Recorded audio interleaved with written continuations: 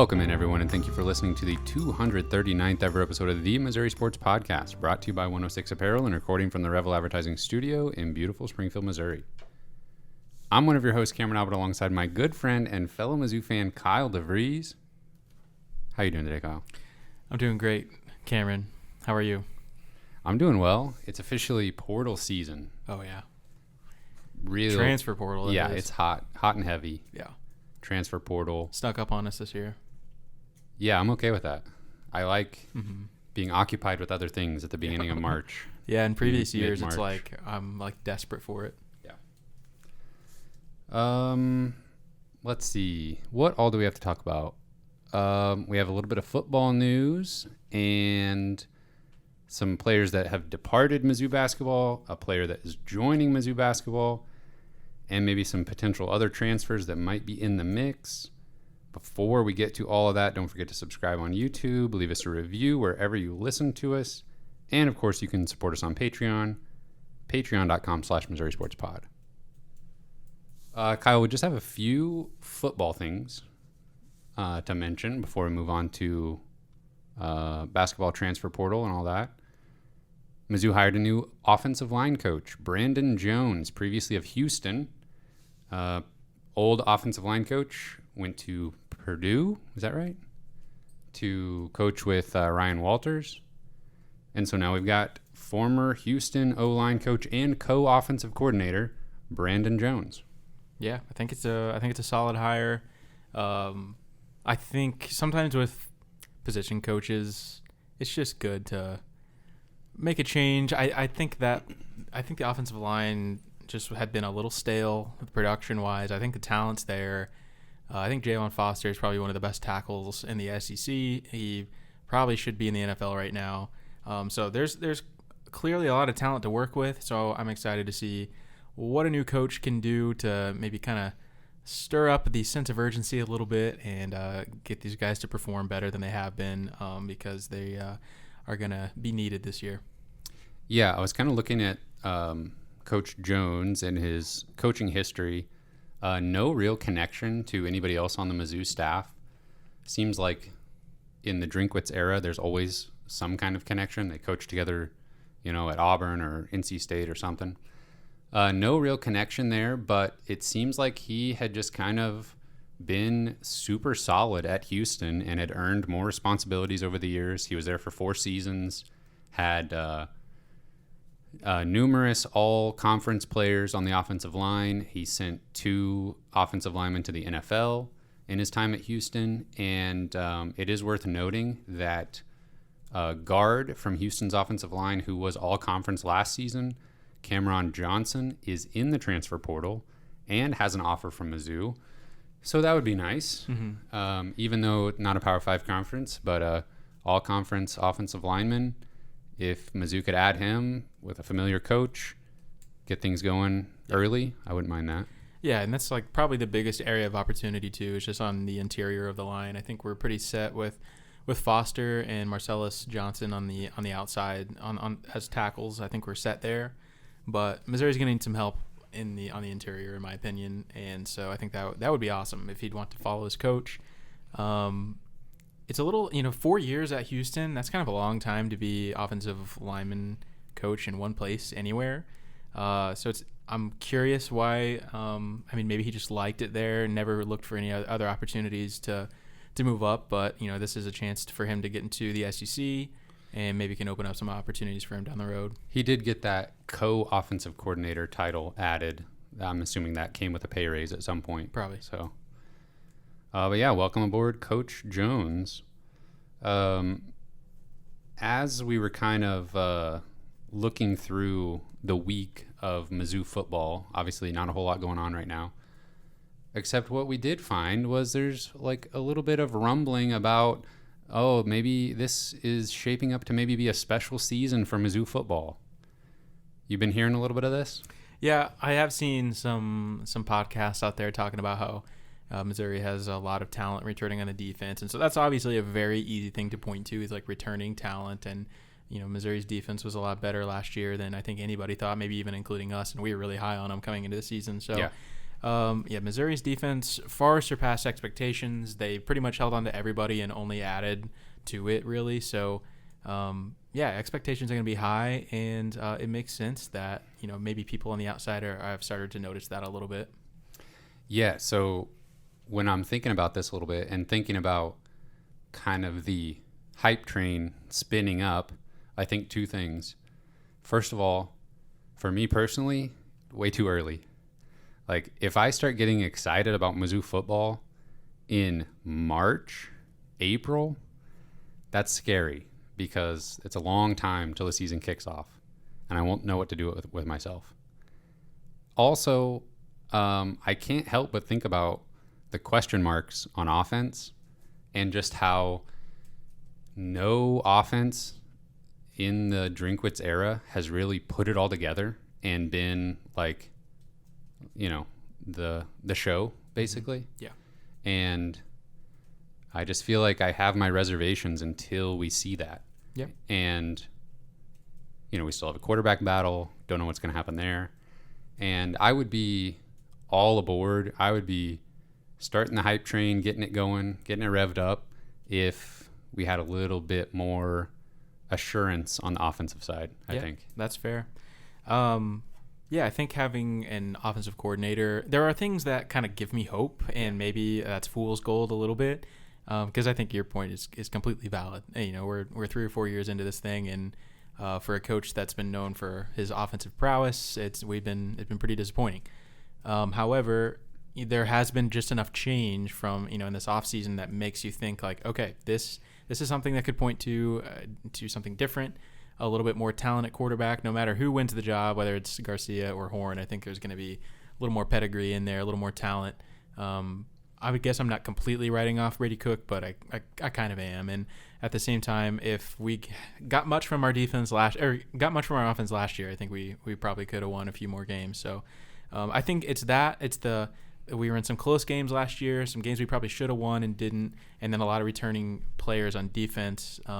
But absolutely the question mark remains on offense and at quarterback. And everybody's pointing to that Georgia game. Yes. And how Missouri gave Georgia the best game they got all year. Which is absolutely true. Yeah, and I love that. That's fantastic. And it hurts a little bit because it was so close and Missouri should have won that game. It hurts. But I also feel like I don't know, if Missouri had won that game, they're still a 7-win team. You might still end up in the same bowl game we were already in. Yeah. I don't know. It would, and maybe I'm just too pessimistic, but they would just feel fluky to me in the way that the number one team in the country losing often does. But, man, we need one of those, I think. Drinkwitz needs one of those. Not necessarily number one team Georgia level win, but after so many 6-6 seasons, 2 in a row, we gotta do something a little bit different. And you're right though, the little changes every offseason, the new additions, recruiting classes, quarterbacks, an offensive coordinator, that sort of thing. It is just enough of a reset to be like, okay, well, they've got the pieces. They've got the right minds working on this. This will be the season they figure it out. Yeah. I think it'll happen. I don't necessarily know it'll be this year. And it's purely the quarterback situation that keeps bumping this timeline back year after year. Yeah. Yeah. I think, and we're going to be talking about this for months, but I may be a little too high on Kirby Moore and what he brings to the table as an offensive coordinator. But I am excited just about the changes in general, about just a fresh perspective with guys who are talented. I just hope that will bring something a little bit different than what we've seen. I'm close to boarding the hype train. March, a little too early for me. Hey, it's almost April. Yeah. April, a little early for me. I hear you, though. I mean, it's like we get to July, and I'm like, I'm miserable. Start getting the shakes. I'm thinking about, I'll get the shakes. I'm thinking about football too much. Yeah. Okay, well, on that note, we'll stop talking about football for now. We'll talk about basketball. Mizzou basketball almost lost a coach recently. CY almost left. Seems like he was close to leaving. Yeah, I think he pretty much would have if it wasn't for some pretty unusual circumstances. Yeah. So Temple has had a opening that they were trying to fill. I think the Penn State assistant actually is the guy that they hired, Fisher, who's I think from Philadelphia. Who cares? Nobody cares. But CY was at the top of their list, or right near the top of their list, and he was listening to them. But don't worry, everything's fine. Don't even trip. He's coming back to Mizzou. He even tweeted saying can't wait to see what this staff can do over the years, plural. So that means we won't have to talk about this until next offseason. Yeah, we'll never have to talk about this again.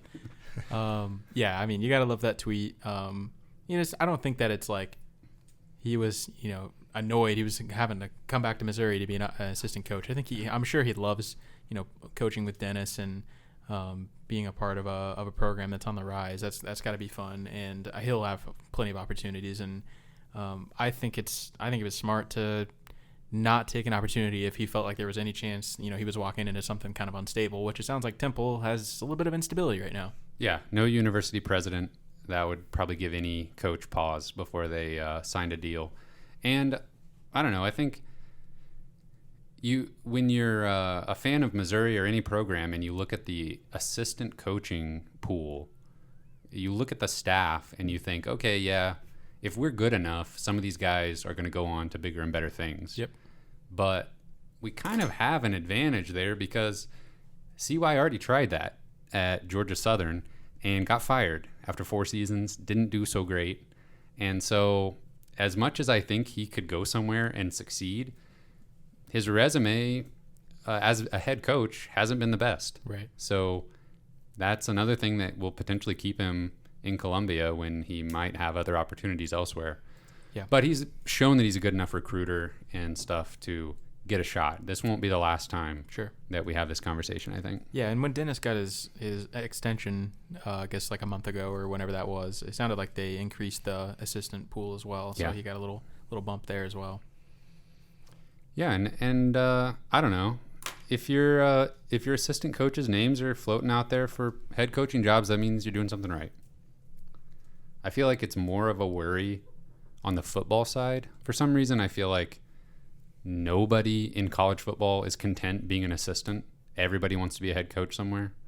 And I feel like with basketball, maybe it was just because maybe the Konzo era was an outlier in this, but it felt like none of the assistants had any interest in being a head coach. Like we never had these conversations. That was definitely an outlier, 100%. But I would also say nobody wanted them to be their head coach is also part of that. Yeah. Which, I mean, the guys he hired were there when he was fired. Yeah. And he was there, he was how long? 4 or 5 seasons at Missouri? Yeah. That is insane. Yeah. I don't know that I've ever really thought about that. Yeah, not ideal probably.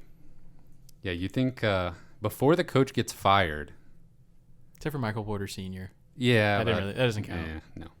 Before a coach gets fired, you'd think one of their assistants has gotten hired away, or they fired one of them just to, get the fans off their back a little bit, make a change just for the sake of change. Probably because they weren't recruiting. They were content to not do anything. Okay, I should stop saying that. I mean, recruiting's better now. Is this a public podcast? Recruiting is better now than it was then. We know that. Okay, so CY is back. No worries there. Don't even trip. But 2 guys that are not going to be back next year, Mohamed Diarra and Ronnie DeGray. So 2 forwards, 2 front court players that are departing. We knew this was going to be an area of need this offseason. We were inviting a big man transfer into the program. Mizzou staff has been in contact with several of them, so we kind of anticipated something was going to have to happen here with the forwards. Mm-hmm. And that was already even with all those guys on the roster, it was already an area of opportunity, an area of weakness, really. Yeah. And I think we knew Ronnie DeGray was going to transfer. He just really didn't play a lot this year, but Diarra was a guy that I was kind of on the fence about. I could have seen either way. Yeah, and now, DeGray transferring is not a surprise. He wasn't getting any minutes and also has already been recruited over, basically, at the forward spot. Now, Diarra played very significant minutes in conference play in the postseason and showed flashes. I mean, if we want to take a minute to just talk about him in his 1 year at Mizzou, he definitely showed flashes of potential that intrigued me. There was always something that wasn't quite there. There was I don't know, if I said like just overall awareness on the floor, it seemed like something was missing sometimes, because it was consistency, really. He would make these splash plays, an incredible pass for an open shot, or, fighting for a rebound that was unlikely or something like that. And then the next time down the floor, throw the ball away or just take an insane shot that didn't make any sense. Yeah, he definitely had some offensive skills that like nobody else on the team had. And like you said, just every once in a while, we would just see something where he would just drive in from the perimeter and spin around a guy and lay it in, or know, or something like that. Where he made some threes at times. So throughout the season, maybe like the mid-season, it looked like, wow, he's really developing, and maybe we got something here. And then maybe like 2/3 through the season, he just kind of fell off, and man, he had a really rough stretch. Just the end of the season was bad. He was like missing dunks and missing defensive assignments, and wasn't playing as much. And just that consistency just was never there. No. And I feel like obviously you've got some forwards coming in this freshman class, but we don't expect them to contribute right away. And if there's conversations behind the scenes where it's like, yeah, look, we're in on like 5 or 6 big man transfers that if we get them, they're going to come in and play 25 minutes a game. I mean, there was probably a spot for him to play 10 minutes a game as a backup big, but if you can transfer to, a lower level conference and play 20 plus minutes a game and be a starter, then I don't know, you don't want to deny your guy that opportunity. Yeah, which I think he's capable of that. I think he could easily go, average double-digit points a game somewhere at a lower level where the defense isn't as consistent or as athletic. Yeah, and he's originally from France. Maybe he wants to go back to Europe and play professionally. Mm-hmm. And we don't know the scholarship situation, so just don't even ask us about that. It's an absolute mess. But Diarra is gone, DeGray is gone, but we added a commitment from Colorado State transfer John Tonje, 6'5" wing, graduate transfer, 1 year of eligibility. He played 4 seasons at Colorado State and is going to be a Missouri Tiger. Yeah, I really like this a lot. You might have already mentioned this, but averaged 14.6 points per game, almost 5 rebounds a game. So that's one thing that really stands out and to me is a way that he can make a difference immediately at Mizzou. But he's a big guard. He's 6'5", 210, long arms, good shooter, almost 40% from 3 last season. So really good scoring guard, physical, gonna go get rebounds. Honestly, athletic. A great comp is probably Golston, like at least body wise, they're pretty similar.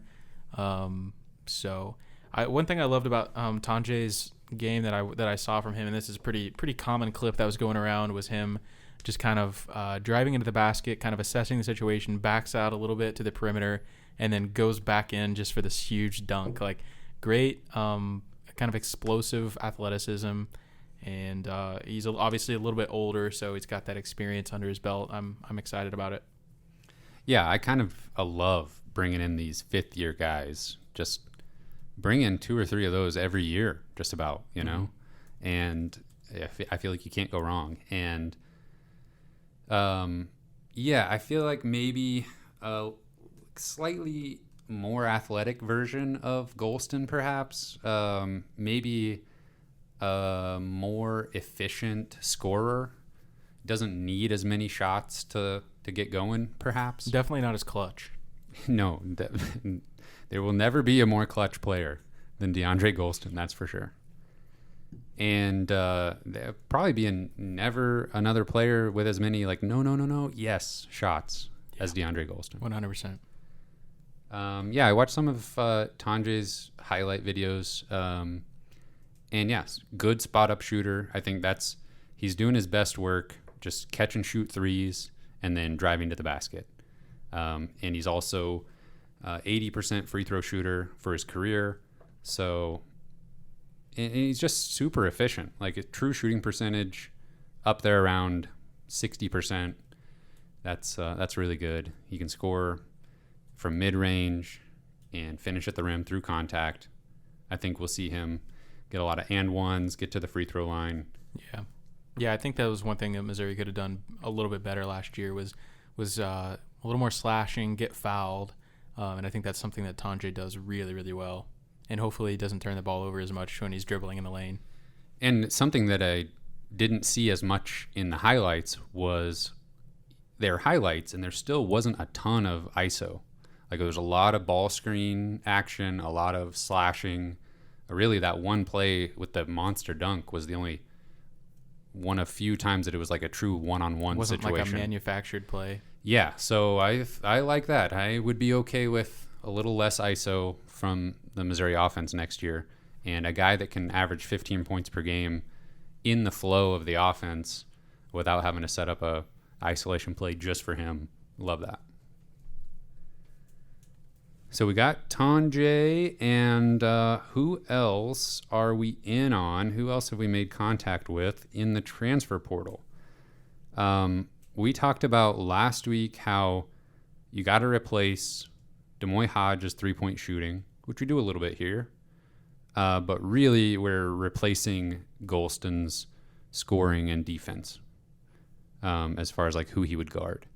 So I still feel like we're after a three-point shooter, which you could pretty much always take a three-point shooter in the portal. And we're after a big man, even more than before. Yeah, big man is like a non-negotiable. We are not going into the rest of the offseason without adding a big man. So let's start there. A familiar name on my list that we talked about last year is Jamarion Sharp. Welcome back. 7'5" center. Everybody's a forward. You're not a 7'5" forward. You're a center. From Western Kentucky. He was in the transfer portal last year, returned to Western Kentucky, but I'm pretty sure that is nearly off the table this year because did Rick Stansbury get fired? He did get fired, and I think they already hired their new coach.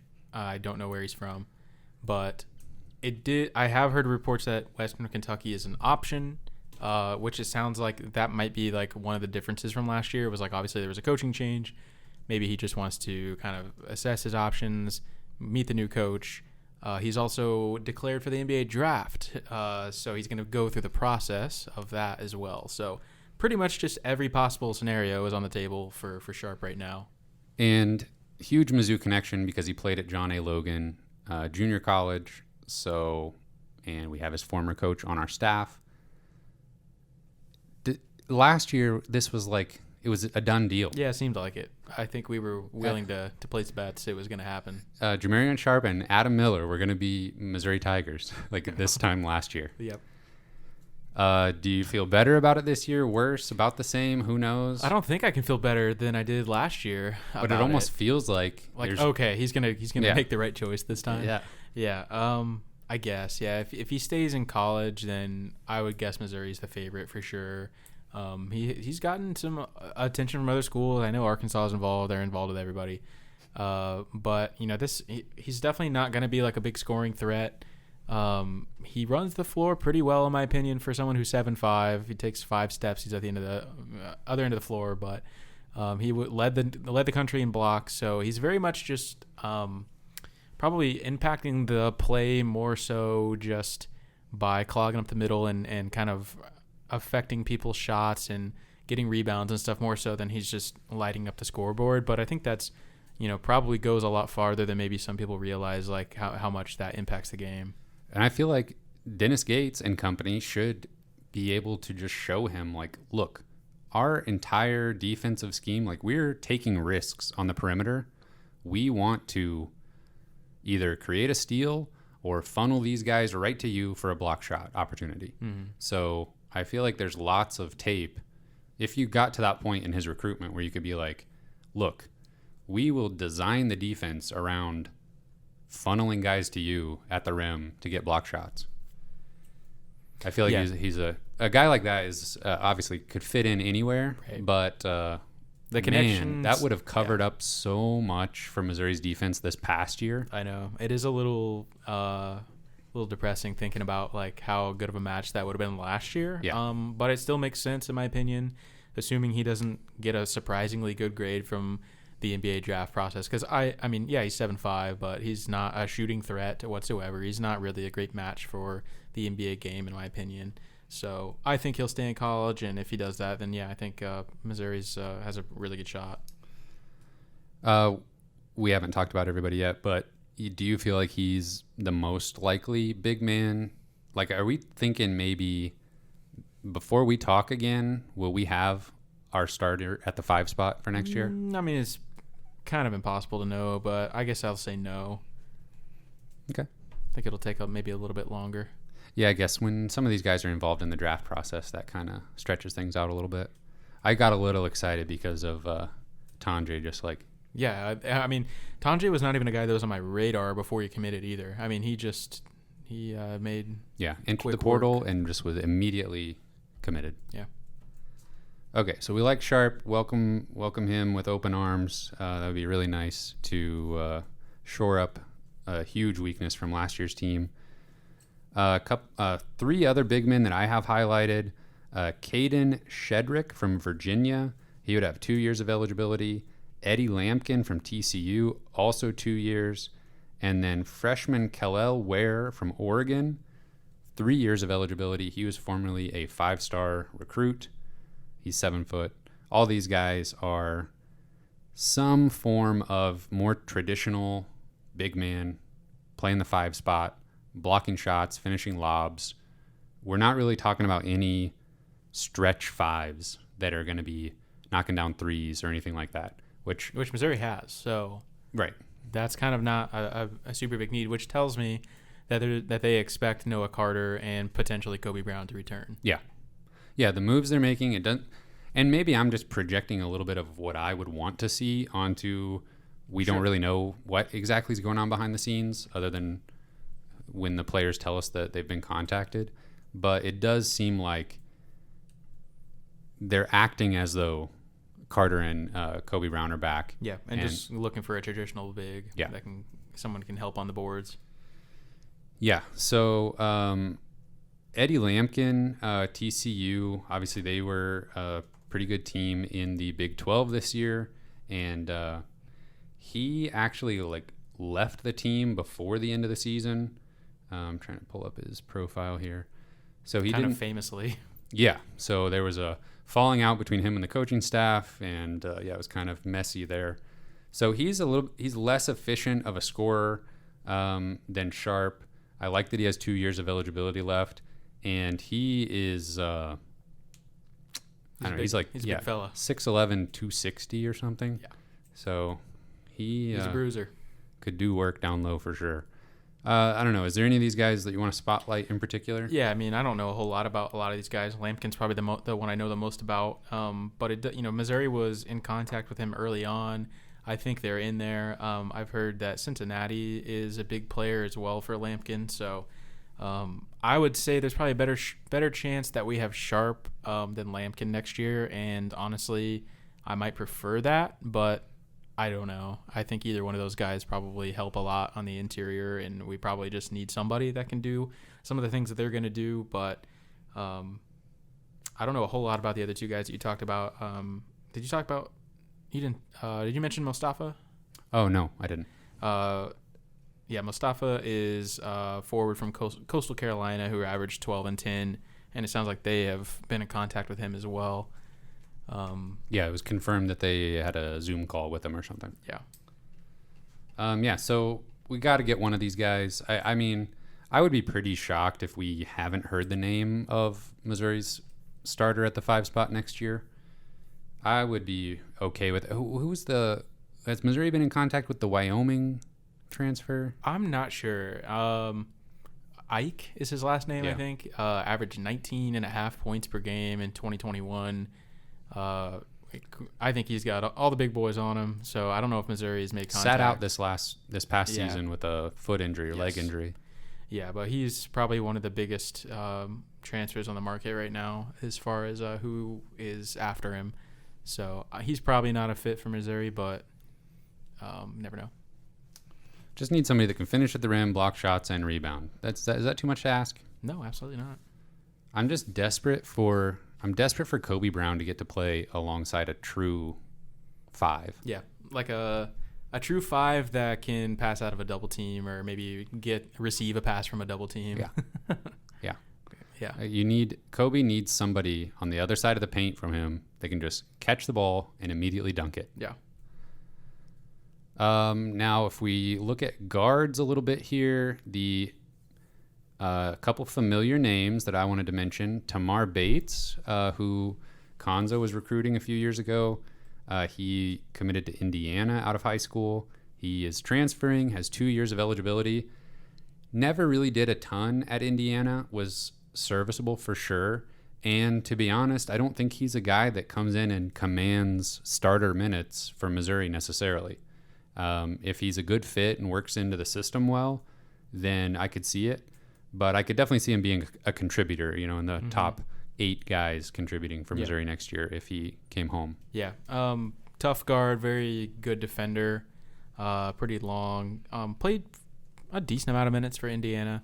But, yeah, that'll be an interesting one to see where Bates ends up. I don't know if that's going to be Missouri, but haven't heard a whole lot about whether they've reached out to him or not. Yeah, 6'5", 200. Did he commit to Texas at one point in his recruitment as well?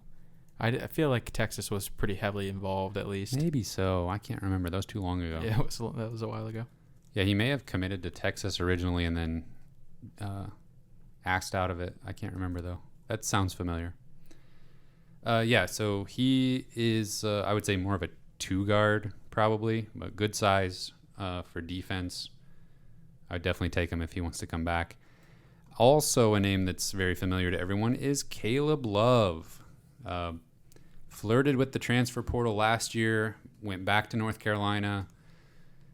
He's had an interesting career already, and it feels like he's been in college for a little while now, but he still has 2 years of eligibility. Yeah, I think we thought Caleb Love might be a guy that could be a one-and-done player coming out of high school, and now this is going to be, his 4th year in college? Yeah. It's pretty surprising. I think we would have been shocked if he told us that a few years ago.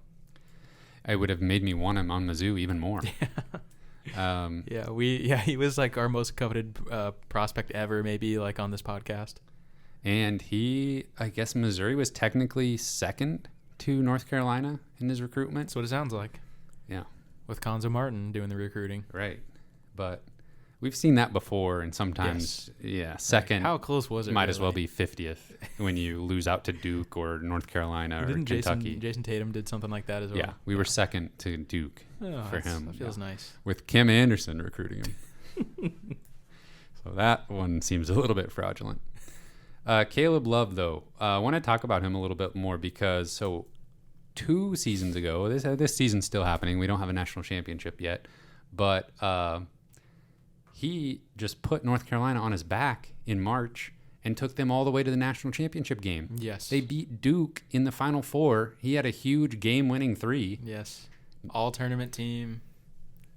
And he came back. It was kind of a big deal for him to come back to North Carolina. They were preseason number 1 team in the country. And then he has like an historically inefficient year. Which he kind of did that his freshman year too, right? Right. Just shot the ball a ton and didn't really make a lot of shots. Yeah, the difference between his freshman year and this most recent season is his freshman year he played about 70% of minutes available. This past season he played 87% of minutes. He was shooting like mid-30s from two. From 2, I have him at 45%. Oh, okay. Still not great. 40% in conference play. 29, I'll round up to 30% from 3 on 244 attempts. Whoa. Yeah. That's a lot of usage. Yeah. Yeah. So, I mean, I don't know. The reception to Caleb Love has been a little bit polarizing, and I guess that makes sense if you look at some of those numbers. They're not great. They were super disappointing, like literally all-time disappointing. And like you said, wasn't all Caleb Love's fault. Yeah, their team as a whole was... Baycott was terrible. Yeah. And he, again, was one of those guys where it was like, I can't believe he's returning. They're going to be incredible. Yeah. And they were not. And, there's been rumors come out about just kind of a lack of institutional control. It sounded like just not great accountability as far as the coaching staff goes. Sounds like there were clearly some issues, and there may have been even before this season, because Caleb Love was, it sounded like he was kind of flirting with the transfer portal this time a year ago, even after they went to the national championship game. So clearly some extracurricular things going on in the background there. We don't know exactly what. So I can understand why people might be like a little bit hesitant to add Caleb Love, but let me just assure you, I think with Dennis Gates coaching this team, I think he'd find a way to get the most out of Caleb Love, and I think that would be a pretty incredible match. He's very, very talented. He's exactly what this team needs to come in and just kind of replace that shooter role that Demoy Hodge was filling very nicely before he graduated. So I don't know. I'm all in on Caleb Love if he wants to come, and it sounds like Missouri is heavily pursuing him. Yeah, you weren't completely off, though, regarding two-point shooting. 35% as a freshman, 38% as a sophomore, then bumped it up considerably to 45% this past year. So that was like the only stat across all the metrics that improved for him. Worse assist rate, worse three-point shooting. 2 years ago, he shot 36% from three. So you take that every day. Yeah. Can you imagine Caleb Love and Isaiah Mosley in the same starting lineup? That would be... That's some offensive firepower right there. Yeah, but does it work with them both being so, like, ball dominant? I don't know. Yeah. I mean... It would be really interesting. I'd be willing to find out. I'd be willing to find out. But I'd be a little bit nervous about that aspect of it. Yeah, you thought there was a lot of ISO last year. There'd probably be more. But those two guys are incredibly talented, though. Love does operate well handling the ball in the pick and roll. Mm-hmm. And if you get one of these big men that can finish lobs, and if you have, I would love to see, I can just imagine a pick and roll with Love bringing the ball down, and then he's got Kobe Brown, Noah Carter, you got Tonje out there, you got some guys that can make shots from outside.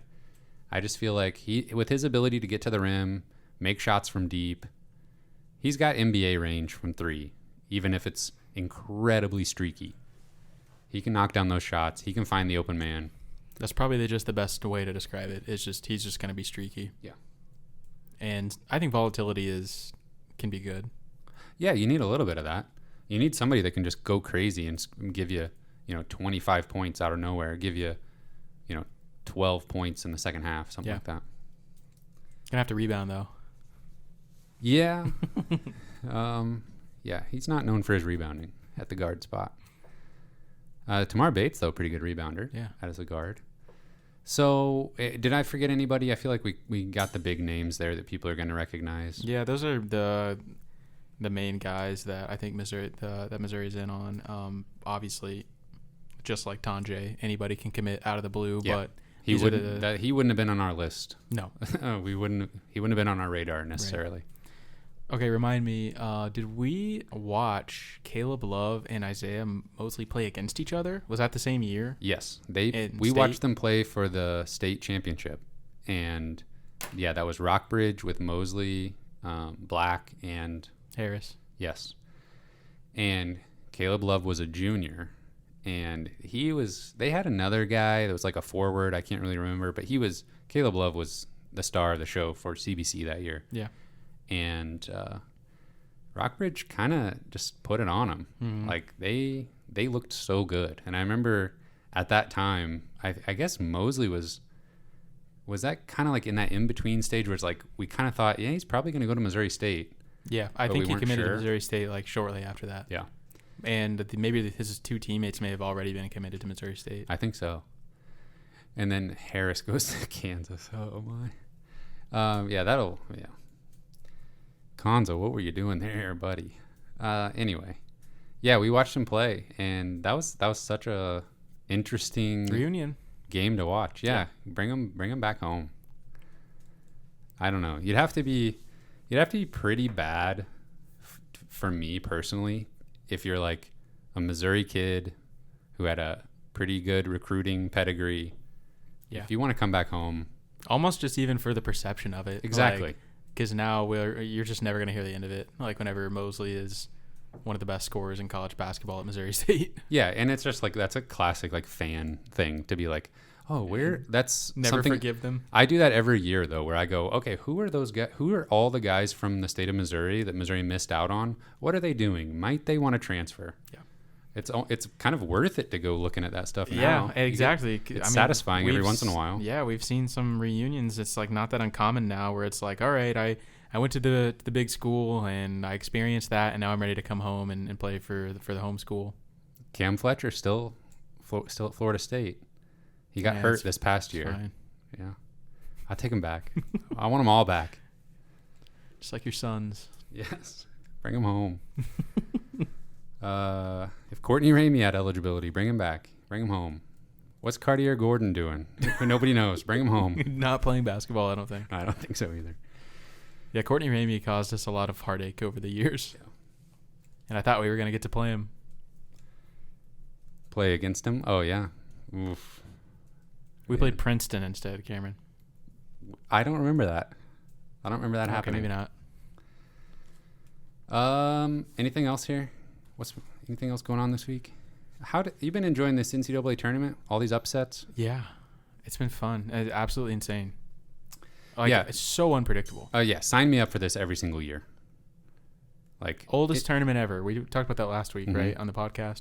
Oldest, most experienced tournament ever. Probably the most that we'll ever see, just because of the COVID year. But NIL, I think, is contributing to that too. So it's kind of flattening the landscape a little bit, and man, I love that.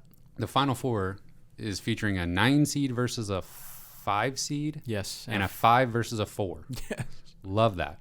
Yeah. But it is heartbreaking to look at San Diego State sitting there and know that Missouri, to get to the Final Four, would have had to beat Missouri to get to the national championship game, would have to beat a 10 seed, a 15, a 6, a 5, and a 9. That will never happen again. Never. Although I'm crossing my fingers and hoping that we get this kind of tournament forever. Yeah. Maybe it would happen again. Probably more so. But yeah, this is something that probably will not repeat to this extent ever again. And then in the championship game, you play a 5 or a 4 seed. Stars were aligning, and then they just all fell apart. Yeah.